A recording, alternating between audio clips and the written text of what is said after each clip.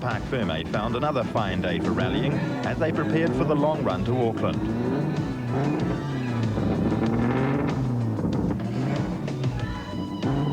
Leading New Zealander Neil Allport summed up the feeling of the field.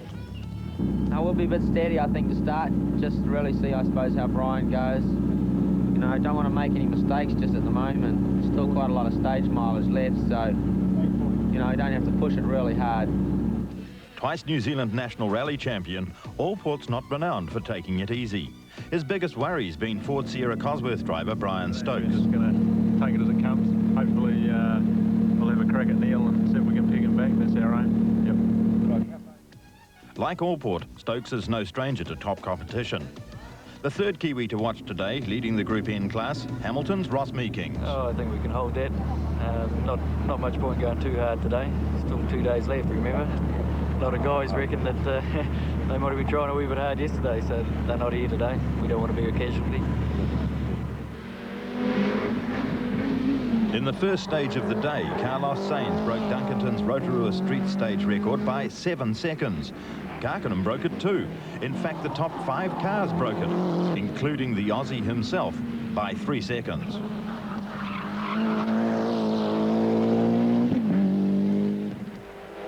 A fast stage, but treacherous this morning with surface ice.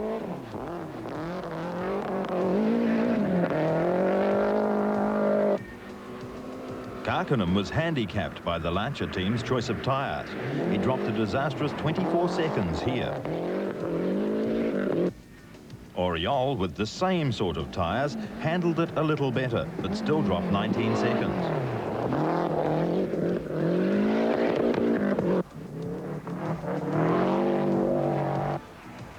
Allport said he'd take it easy, but he didn't intend a weekend spin.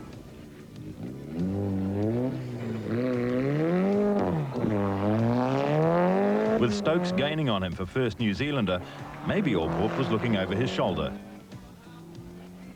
Carlson continued his relentless climb through the field and now ran 15th. Sainz' lead stretched out again. At last, he pretty well secured it.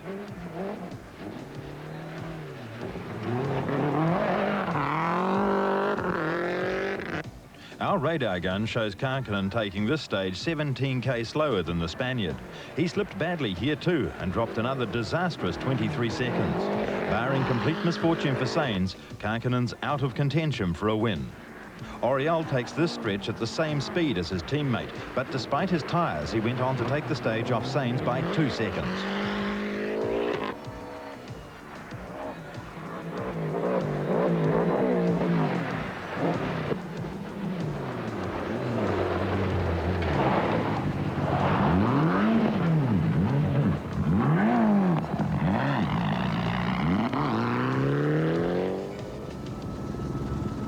Sainz now had a more comfortable minute 36 lead on the field.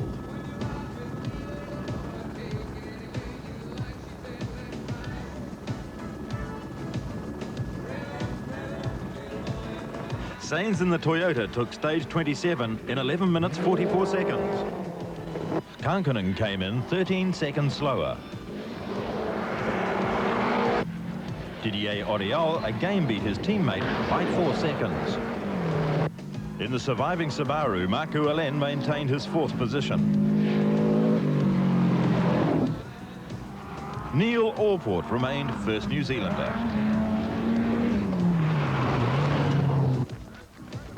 It seemed by now that most of the Waikato was heading for Mystery Creek, one way or another.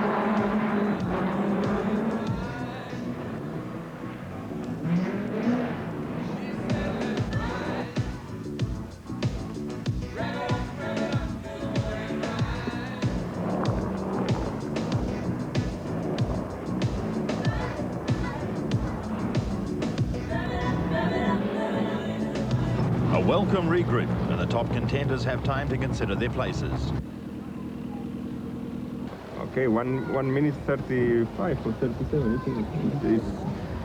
It's not a lot of it. It's good difference, but it's not a lot of one puncture and that's it. And last year I have a puncture in the last day and losing 1 minute, so you have to be careful and never relax. Yes, Carlos has been very fast this morning. I don't know what I do now because I think it's difficult for take you are now.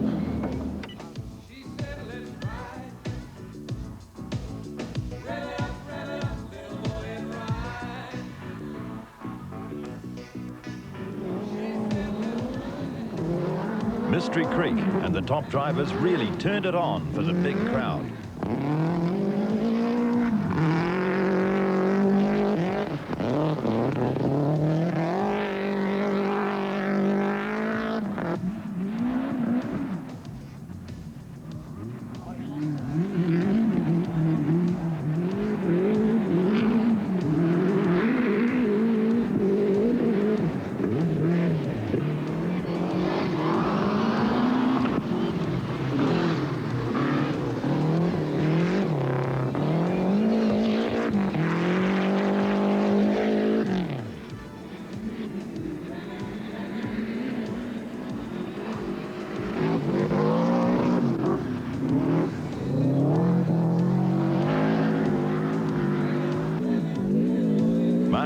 Maximizes his attack with a new cross-country route, but it really didn't help his stage time. Allport struggled with a blown turbo, dropping his lead on Stokes to just 40 seconds in the run for local honours. New Zealanders have dominated a close competition in the Group N class. Ross Meeking-Salika led Brian Watkin in his Subaru by 22 seconds coming into Mystery Creek. Watkin closed the gap to 17 seconds on this stage. Group N promises an exciting finish.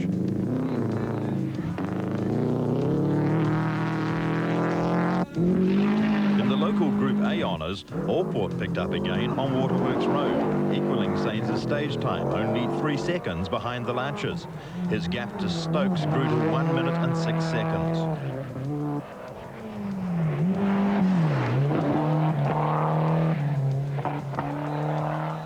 Dunkerton ended his rally with an end-over-end roll in the Maramarua Forest. He'd put in a great run, holding down a steady 5th. Inside wheel got caught in on the left-hand corner and it just threw us right over. Breathe all right? Had it before, Fred. Hey, does he make a habit of this? Win Safari.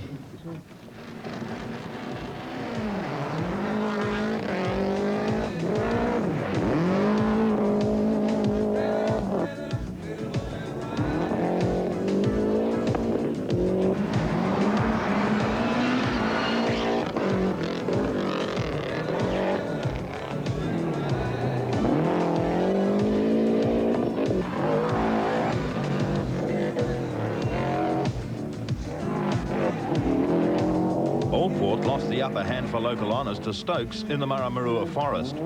Stokes lost it here though. They head into tomorrow just 6 seconds apart. Meanwhile, Stuart Eyre added some extra light with a collapsed suspension.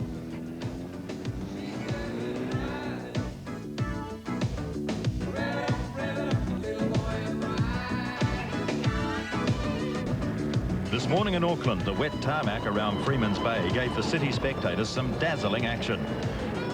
Sainz still couldn't afford to ease off at all and took the 2.4 kilometres in 1 minute 22, an average of 104k, largely sideways.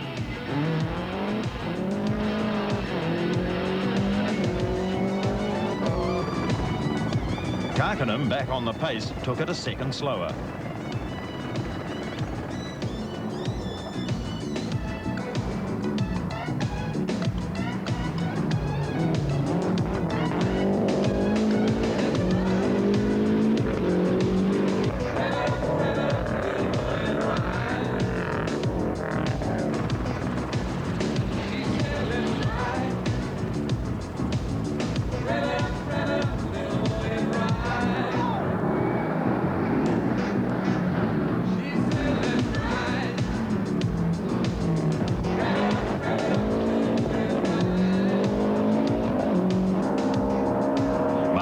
The Subaru matched Kankinen. Apparently these streets do see some illicit racing at times, but it's tanks for the memory with this action.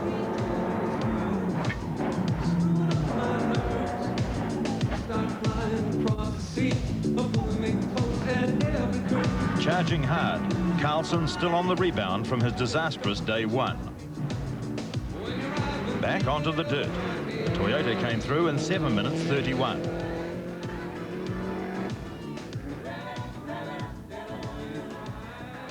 Karkkonen led the Lanciers on this stage.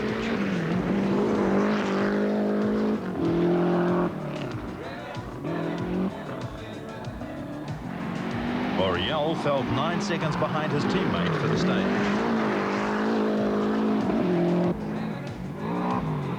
Alain, too, beat Oriol.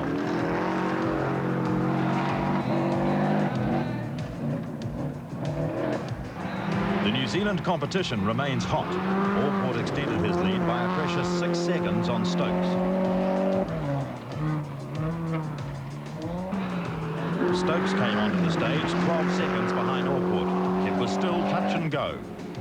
The most astonishing performance on this stage came from Carlson. He beat Sainz through here by a remarkable 5 seconds.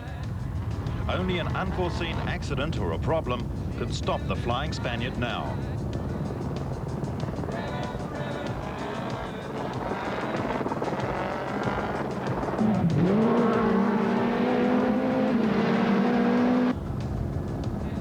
For the Lanciers, time was running out.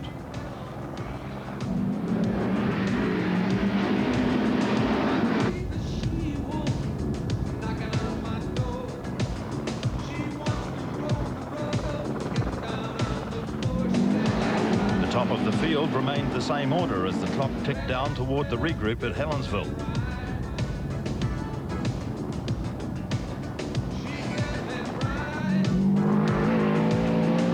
Pressure remained on top New Zealander Allport, and it was showing here.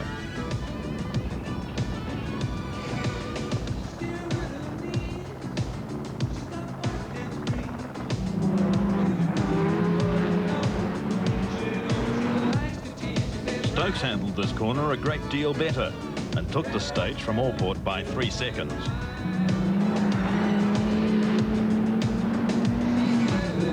Mechanical problems have spoiled Millen's rally, but he equalled Carlson here for a 5th equal on the stage.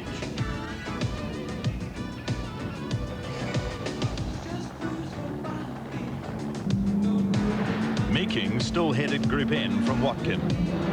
Carlson still charging. He's given the Mazda a solid test.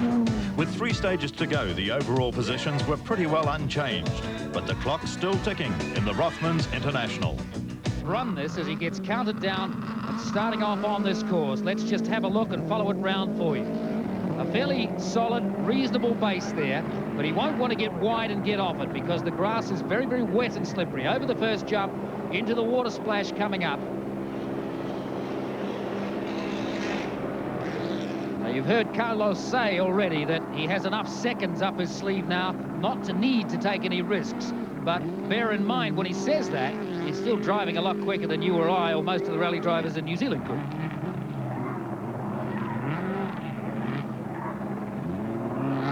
Carlos Sainz, of course, Tony, has already won the Monte Carlo Rally, the Portuguese Rally, and the Tour de Corse, which is held over the French colony island of Corsica. So he's established a very big lead in the World Championship, and I think it will be very hard for any driver to peg him back now.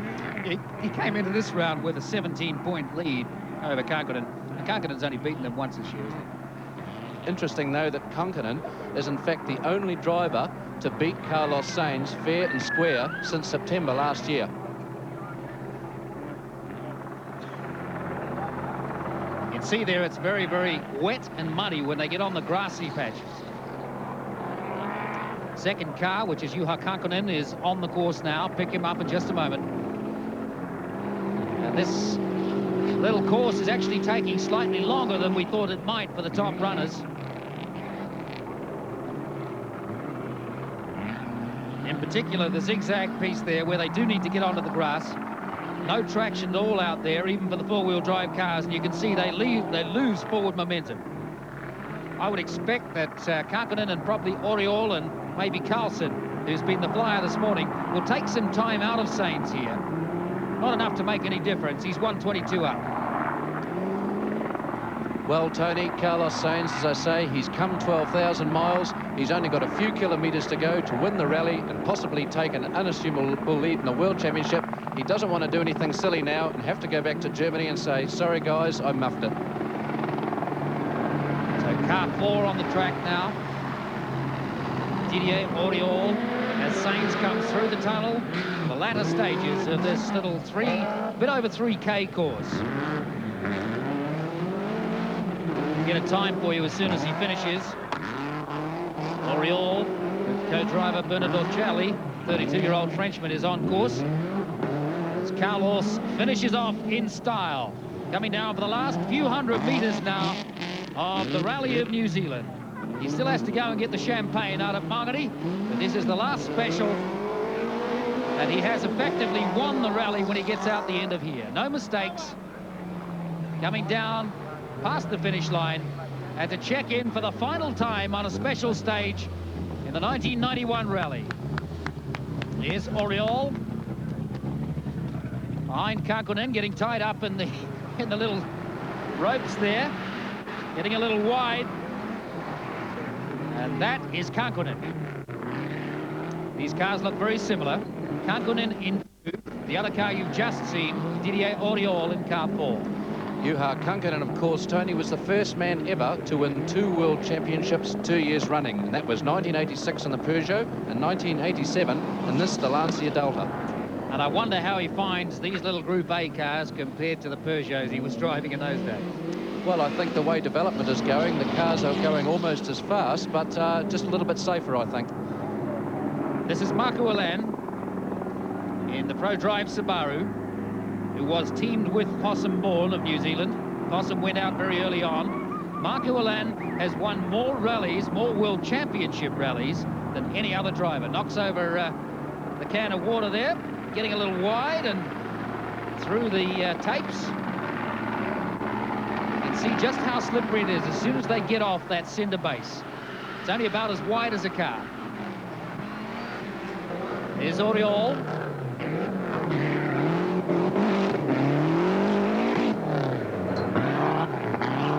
Didier Auriol reaching the latter stages now of his 1991 Rothmans Rally of New Zealand. Didier Auriol, of course, like Carlos Sainz, came from the Ford School of Rallying, made his name with Ford, and when Ford wanted to sign him for the big money as a #1 driver, he was taken away by one of the Continental teams. And certainly has paid dividends. He was the guy that made the big charge on the Motu stages. This is Marco Alain, who really has been frustrated on this rally. He's tried for all his worth to stay in it and to stay in touch, but after about halfway through day 2, he was starting to acknowledge that he perhaps just didn't have the instant grunt and the pull out of corners that was going to get him there. So he's hung in for a 4th place finish.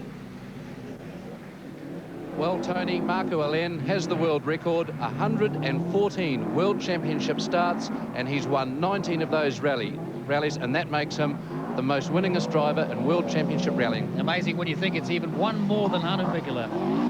And yet this guy has been driving in rallies as a professional since 1971.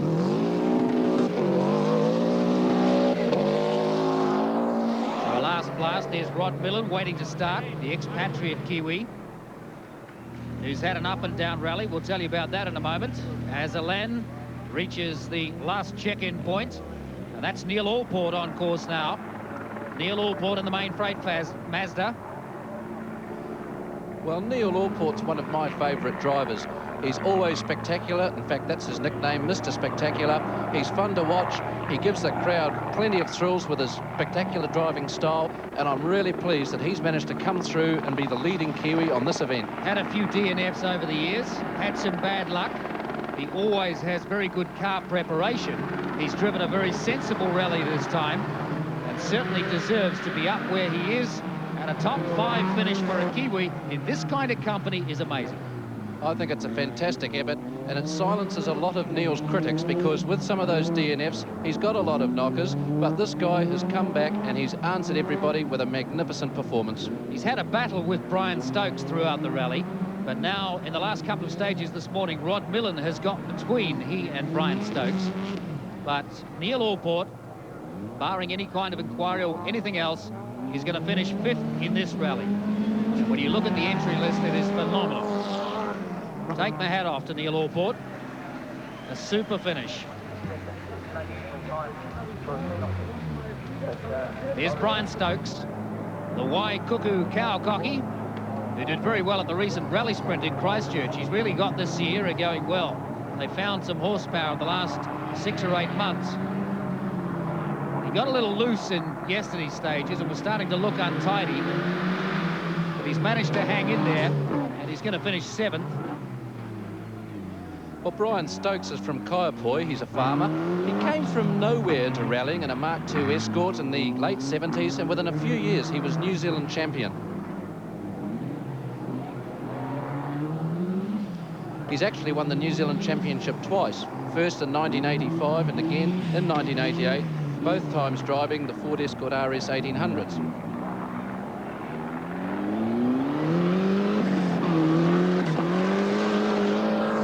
Good drive from Stokesy.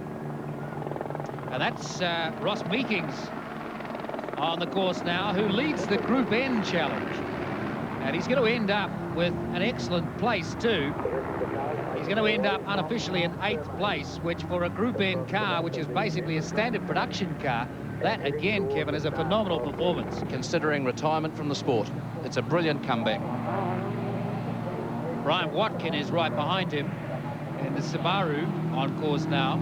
He's going to end up in probably in 10th place. Well, Brian Watkin, he's been rallying for as long as I can remember, 18 years or so. He's 39 years old, a dairy farmer, and he also plays competitive indoor cricket and golf, so he's a real sporting man and made his name in Holden Tirana XU1 cars many years ago before graduating into the Escort RS 1800s and RS 1600s. As Meekings treads gingerly around the latter stages, certainly getting cut up. This is going to be difficult for the cars coming hereafter. I think really straight lines are going to be the story.